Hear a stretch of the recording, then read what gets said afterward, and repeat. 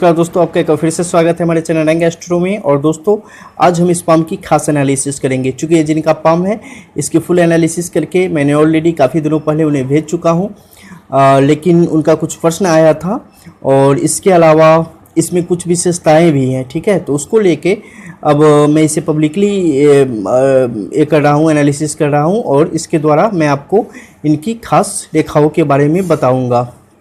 तो दोस्तों ज़रा ध्यान से देखिएगा। सबसे पहले जैसे कि आप जानते हैं हम करतल के इस क्षेत्र से शुरू करते हैं मणिबंध की रेखाओं से। तो मणिबंध की रेखाओं में आप देख रहे हैं कि इनकी यहाँ से एक रेखा काफ़ी स्पष्ट रूप में ऊपर की तरफ चली जा रही है। ठीक है, और ये दूसरी जो करतल को अलग करने वाली रेखा है ये भी काफ़ी अच्छी स्थिति में गमन कर रही है। इसके अलावा नीचे आप देखेंगे तो नीचे एक रेखा है जो कि बहुत ही सावधानी से सीधे सीधे आगे बढ़ती चली गई है, मतलब ज़्यादा आपको दिखेगा नहीं। दोस्तों इसके बीच जो स्पेस है ना, इसमें आप देख रहे हैं कि थोड़ी सी डबल लाइन लेके उसके बाद रेखाएं निकली है जो कि आगे चल के काफ़ी रेखाओं में विभक्त हो चुकी है। ठीक है, यहाँ पे आप देखेंगे इसमें भी एक रेखा है, इधर से भी एक रेखा है, तो काफ़ी रेखाओं में विभक्त हो चुकी है। लेकिन ये जो एक रेखा है जो कि आप ऊपर से देखेंगे तो आयु बहुत अच्छी है, जो कि यहाँ पे भी आपको दिख रहा है कि इनके शुक्र के निचले तल तक चली गई है। जो इनकी जीवन रेखा ये ऊपर से आई थी वो वाली। ठीक है, तो इस क्षेत्र से आप देखेंगे तो इसमें सबसे बड़ी खासियत क्या है कि ये आपकी आयु की रेखा हो गई, ये हो गई आपकी धन की रेखा, सुख की रेखा, जो कि थोड़ी सी एक दूसरे के साथ उलझी हुई है। ठीक है, मतलब एक दूसरे के साथ थोड़ा समन्वय बिठा के ये चलेंगी। मतलब इस मामले में जातक को थोड़ा संघर्ष जीवन में आता जाता रहेगा, लेकिन वो सुखद संघर्ष होगा। ऐसा नहीं है कि उसमें जातक को कुछ प्रॉब्लम होने जा रहा है। जातक काफ़ी धन कमाएंगे, उसके बाद इन्हें सुख भी मिलेगा, लेकिन वो दोनों कुछ सामान्य अवस्थाओं में रहेगा। मतलब पूर्ण रूप से ये जितना चाहेंगे उसका मात्र 90% या 85% इन्हें प्राप्त होगा।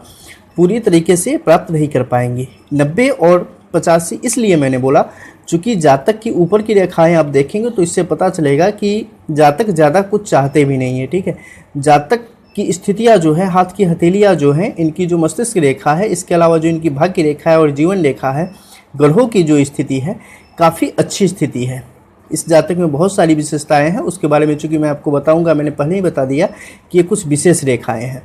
तो ये जो सबसे लास्ट वाली है, ठीक है ना, लास्ट वाली जो आप ये रेखा देख रहे हैं इसकी तरफ मैं ज़्यादा आपको दिखाना चाहूँगा क्योंकि इस रेखा में कुछ खासियत है। ये जो रेखा है ना, यश की रेखा है।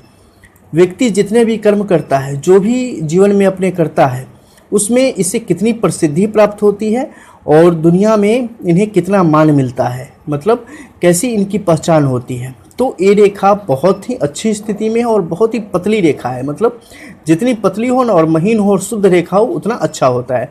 तो स्थितियाँ साफ दृष्टिगोचर करती है कि व्यक्ति सामाजिक रूप से और अपने माहौल में, अपने जगह पे जहाँ भी वो रहते हैं और जिस इलाके के हैं, इसके अलावा काफ़ी दूर तक उनकी प्रसिद्धि फैलेगी। इस समाज के जो भी विभिन्न तरीक़ों के काम करना चाहेंगे उसमें इन्हें प्रसिद्धि मिलेगी और सामाजिक रूप से ये काफ़ी जुड़ेंगे और इनके भाग्य में यश की काफ़ी मात्रा है। ये जो भी करेंगे समाज की भलाई के लिए करेंगे और उसमें इन्हें काफ़ी लाभ मिलेगा। तो दोस्तों ये थी इनकी खास रेखा जिसके बारे में मैंने आपको बताया। अब हम ऊपर की रेखाओं को देखेंगे। तो ऊपर में आप देखेंगे कि सबसे पहले आप देख रहे हैं कि जीवन रेखा यहाँ से यहाँ तक तो काफ़ी डिस्टर्ब होकर आई है, थोड़ा सा मनुष्य के संघर्ष को बता रही है। तो यहाँ से यहाँ तक इसकी स्थिति काफ़ी थोड़ी मोटी है, लेकिन उसके बाद आप यहाँ पे देख सकते हैं कि मस्तिष्क रेखा एक काफ़ी अच्छी उन्नति के साथ आगे बढ़ी है और काफ़ी अच्छी स्थिति में नीचे तक जा रही है। ठीक है, और नीचे की जीवन रेखा शुरुआती कुछ उलझनों के साथ, जो कि लगभग 27 से 28 से 32, मतलब 19 साल, 21 साल, 24वां, 27वां साल में कुछ जीवन में समस्याएं आएंगी। उसके बाद जातक के जीवन की प्रगति काफ़ी निर्बाध रूप से चली आ रही है। बीच बीच में थोड़ी सी कहीं छिछली रेखा है, लेकिन उससे कोई इन्हें डैमेज नहीं होने वाला है क्योंकि यहाँ बार बार ये रेखाएं उठ के भाग्य रेखा को मिलती चली जा रही है। ठीक है, ये स्थिति जातक को काफ़ी संपन्न बनाती है। जातक अपने कर्मों की बदौलत बुरी परिस्थितियों से निकलेंगे और अपने जीवन को सही, इनके जीवन को सही मार्गदर्शन मिलेगा और सही रास्ते पे आगे बढ़ेंगे। इसके अलावा शादी के उपरांत इनके जीवन में काफ़ी लाभ मिलने के योग बन रहे हैं। ऐसी स्थितियां बता रही हैं कि जातक को इससे काफ़ी लाभ होगा।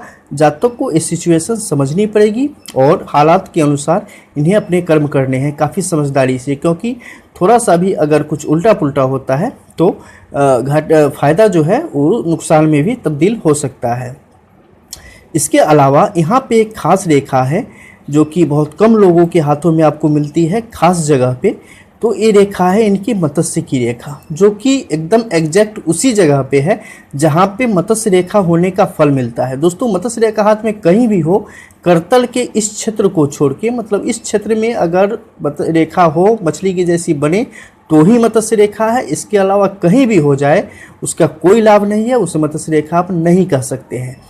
तो ये इनकी इस जगह पे है जो कि इन्हें काफ़ी लाभ देती हुई दिख रही है। जातक जो चाहेंगे उसे प्राप्त करने की उच्च क्षमता जातक रखते हैं।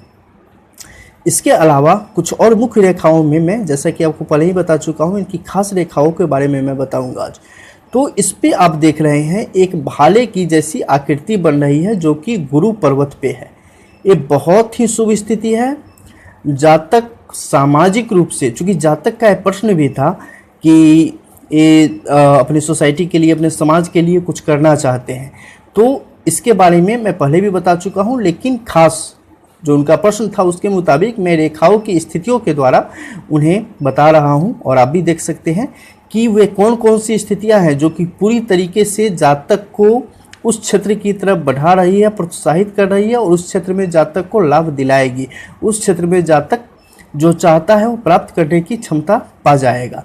तो उसके लिए ये रेखाएं जिम्मेदार है। यहाँ पर जो ये रेखा है आपके गुरु पर्वत पे, इस साफ रूप से बता रही है, पूरी स्पष्ट है कि जातक अपने जीवन में काफ़ी प्रसिद्धि प्राप्त करेगा। जातक अपने जीवन में राजनीतिक क्षेत्र में भी जातक काफ़ी नाम कमा सकता है। जातक अगर उस क्षेत्र की तरफ मुड़ता है, रुख करता है, तो उसमें काफ़ी लाभ मिलेगा। इसके अलावा जो मुख्य रेखा है वो आपकी शनि पर्वत पे दिख रही है। शनि पर्वत पे जो ये रेखा यहाँ से यहाँ तक गई है, एक काफ़ी अच्छी स्थिति बना रही है। एक तरीके से ये शंख की आकृति ग्रहण करती चली जा रही है। ये स्थितियाँ काफ़ी बेहतरीन हैं। ऐसी स्थिति अगर आपके शनि पर्वत पे बनता है तो जातक के लिए काफ़ी फायदेमंद होता है। जातक ऐसे लोग अपना धन, अपना पैसा चैरिटी वगैरह के लिए काफ़ी लगाते हैं। दान धर्म करना इनकी हॉबी होती है और इसके लिए ये लोग पूरा जीवन अपना लगा देते हैं। सूर्य रेखा की बात करें तो सूर्य रेखा में थोड़े से डिस्टर्बेंस हैं। शुरुआती जीवन में थोड़ा अपना जो भी ये रोज़गार वगैरह करेंगे उसमें थोड़ी सी परेशानियां संभव होती है। इसके अलावा प्राइवेट और सरकारी क्षेत्रों में ये काफ़ी अच्छा कर सकते हैं, उन क्षेत्रों में जा सकते हैं। एजुकेशन से जुड़े खासकर अपने ज्ञान की बदौलत ये जातक काफ़ी नाम करेंगे और विभिन्न क्षेत्रों में जो भी एजुकेशन से संबंधित क्षेत्र हैं उन सब में इनकी अच्छी पकड़ रहेगी और उस क्षेत्रों में अच्छा नाम करेंगे। और ये जो इनकी भाले वाली है, ये वाली रेखा, इसको सपोर्ट करने के लिए सबसे बेहतरीन आप देख सकते हैं इनकी हृदय रेखा। इतनी बेहतरीन है और इतनी अच्छी गति से यहाँ तक आई है कि मतलब जातक पर भरोसे करने वालों की कमी नहीं होगी। जातक अगर कहीं जाके खड़े हो जाते हैं, जातक अगर कुछ बोलते हैं, जातक विश्वास के साथ कुछ करते हैं तो इनके साथ खड़े होने वालों की कमी नहीं रहेगी। जातक काफ़ी ज़्यादा पॉपुलैरिटी प्राप्त करेंगे। इसको सपोर्ट करती एक और रेखा है जिसे मैं आपको दिखाना चाहूँगा। इनके अंगूठे का ये आकार, जो कि यहाँ पर जो गहराई है, ये पूरे तरीके से जातक के बड़े व्यवहार को दर्शा रही है, जातक के विशाल हृदय को दर्शा रही है। तो ये स्थितियाँ काफ़ी बेहतरीन हैं और इसके द्वारा आप समझ सकते हैं कि जातक का ये हाथ औरों से अलग कैसे है। तो दोस्तों फिर मिलते हैं कुछ नए और यूनिक पाम के साथ। तब तक के लिए गुड बाय।